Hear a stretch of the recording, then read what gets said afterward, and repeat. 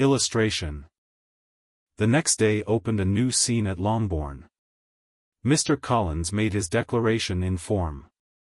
Having resolved to do it without loss of time, as his leave of absence extended only to the following Saturday, and having no feelings of diffidence to make it distressing to himself even at the moment, he set about it in a very orderly manner, with all the observances which he supposed a regular part of the business. On finding Mrs.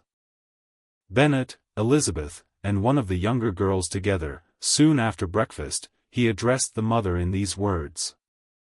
May I hope, madam, for your interest with your fair daughter Elizabeth, when I solicit for the honor of a private audience with her in the course of this morning?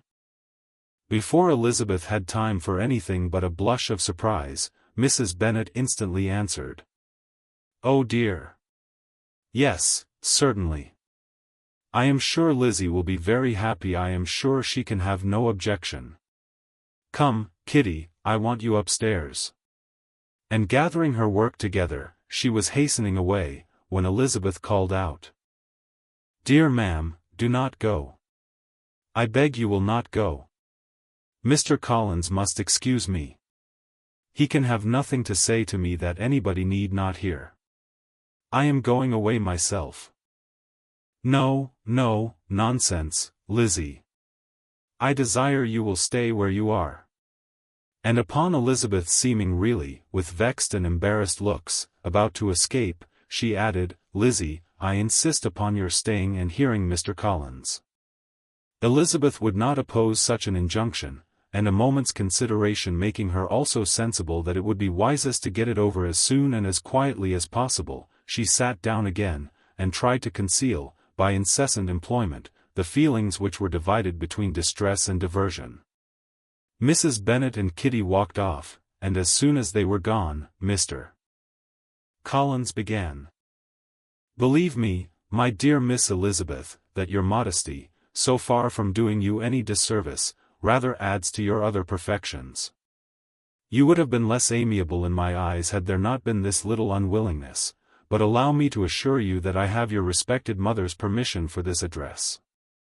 You can hardly doubt the purport of my discourse. However your natural delicacy may lead you to dissemble, my attentions have been too marked to be mistaken. Almost as soon as I entered the house I singled you out as the companion of my future life. But before I am run away with by my feelings on this subject, perhaps it will be advisable for me to state my reasons for marrying Anne, moreover, for coming into Hertfordshire with the design of selecting a wife, as I certainly did. The idea of Mr. Collins, with all his solemn composure, being run away with by his feelings, made Elizabeth so near laughing that she could not use the short pause he allowed in any attempt to stop him farther, and he continued. My reasons for marrying are, first, that I think it a right thing for every clergyman in easy circumstances, like myself, to set the example of matrimony in his parish, secondly, that I am convinced it will add very greatly to my happiness, and, thirdly, which perhaps I ought to have mentioned earlier, that it is the particular advice and recommendation of the very noble lady whom I have the honor of calling patroness.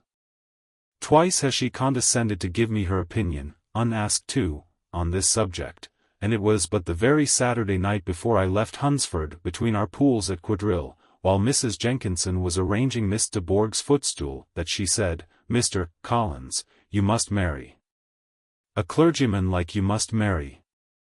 Choose properly, choose a gentlewoman for my sake, and for your own, let her be an active, useful sort of person, not brought up high, but able to make a small income go a good way. This is my advice. Find such a woman as soon as you can, bring her to Hunsford, and I will visit her. Allow me, by the way, to observe, my fair cousin, that I do not reckon the notice and kindness of Lady Catherine de Bourgh as among the least of the advantages in my power to offer. You will find her manners beyond anything I can describe, and your wit and vivacity, I think, must be acceptable to her, especially when tempered with the silence and respect which her rank will inevitably excite. Thus much for my general intention in favor of matrimony. It remains to be told why my views were directed to Longbourn instead of my own neighborhood, where I assure you there are many amiable young women. But the fact is, that being, as I am, to inherit this estate after the death of your honored father, who, however, may live many years longer, I could not satisfy myself without resolving to choose a wife from among his daughters, that the loss to them might be as little as possible when the melancholy event takes place which, however, as I have already said, may not be for several years. This has been my motive, my fair cousin, and I flatter myself it will not sink me in your esteem. And now nothing remains for me but to assure you in the most animated language of the violence of my affection. To fortune I am perfectly indifferent, and shall make no demand of that nature on your father, since I am well aware that it could not be complied with, and that £1,000 in the 4 per cents, which will not be yours till after your mother's decease, is all that you may ever be entitled to. On that head, therefore, I shall be uniformly silent, and you may assure yourself that no ungenerous reproach shall ever pass my lips when we are married. It was absolutely necessary to interrupt him now. You are too hasty, sir, she cried. You forget that I have made no answer. Let me do it without further loss of time. Accept my thanks for the compliment you are paying me. I am very sensible of the honor of your proposals, but it is impossible for me to do otherwise than decline them.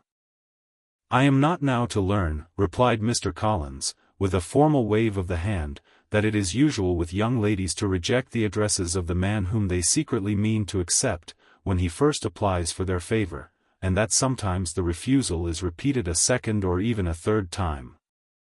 I am, therefore, by no means discouraged by what you have just said, and shall hope to lead you to the altar ere long. Upon my word, sir, cried Elizabeth, your hope is rather an extraordinary one after my declaration. I do assure you that I am not one of those young ladies, if such young ladies there are, who are so daring as to risk their happiness on the chance of being asked a second time. I am perfectly serious in my refusal. You could not make me happy, and I am convinced that I am the last woman in the world who would make you so. Nay, were your friend Lady Catherine to know me, I am persuaded she would find me in every respect ill-qualified for the situation. Were it certain that Lady Catherine would think so, said Mr. Collins, very gravely, but I cannot imagine that her ladyship would at all disapprove of you. And you may be certain that when I have the honor of seeing her again I shall speak in the highest terms of your modesty, economy, and other amiable qualifications. Indeed, Mr. Collins, all praise of me will be unnecessary. You must give me leave to judge for myself, and pay me the compliment of believing what I say. I wish you very happy and very rich, and by refusing your hand, do all in my power to prevent your being otherwise. In making me the offer, you must have satisfied the delicacy of your feelings with regard to my family, and may take possession of Longbourn estate whenever it falls, without any self-reproach. This matter may be considered, therefore, as finally settled. And rising as she thus spoke, she would have quitted the room, had not Mr. Collins thus addressed her. When I do myself the honor of speaking to you next on the subject, I shall hope to receive a more favorable answer than you have now given me, though I am far from accusing you of cruelty at present, because I know it to be the established custom of your sex to reject a man on the first application, and, perhaps, you have even now said as much to encourage my suit as would be consistent with the true delicacy of the female character. Really, Mr. Collins, cried Elizabeth, with some warmth, you puzzle me exceedingly. If what I have hitherto said can appear to you in the form of encouragement, I know not how to express my refusal in such a way as may convince you of its being one. You must give me leave to flatter myself, my dear cousin, that your refusal of my addresses are merely words of course. My reasons for believing it are briefly these: it does not appear to me that my hand is unworthy of your acceptance, or that the establishment I can offer would be any other than highly desirable. My situation in life, my connections with the family of de Bourgh, and my relationship to your own, are circumstances highly in my favor, and you should take it into further consideration that, in spite of your manifold attractions, it is by no means certain that another offer of marriage may ever be made you.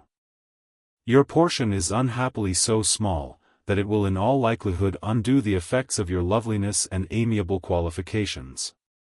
As I must, therefore, conclude that you are not serious in your rejection of me, I shall choose to attribute it to your wish of increasing my love by suspense, according to the usual practice of elegant females. I do assure you, sir, that I have no pretensions whatever to that kind of elegance which consists in tormenting a respectable man. I would rather be paid the compliment of being believed sincere. I thank you again and again for the honor you have done me in your proposals, but to accept them is absolutely impossible. My feelings in every respect forbid it. Can I speak plainer? Do not consider me now as an elegant female intending to plague you, but as a rational creature speaking the truth from her heart. You are uniformly charming, cried he, with an air of awkward gallantry, and I am persuaded that, when sanctioned by the express authority of both your excellent parents, my proposals will not fail of being acceptable. To such perseverance in wilful self-deception Elizabeth would make no reply, and immediately and in silence withdrew, determined, that if he persisted in considering her repeated refusals as flattering encouragement, to apply to her father, whose negative might be uttered in such a manner as must be decisive, and whose behavior at least could not be mistaken for the affectation and coquetry of an elegant female. Illustration.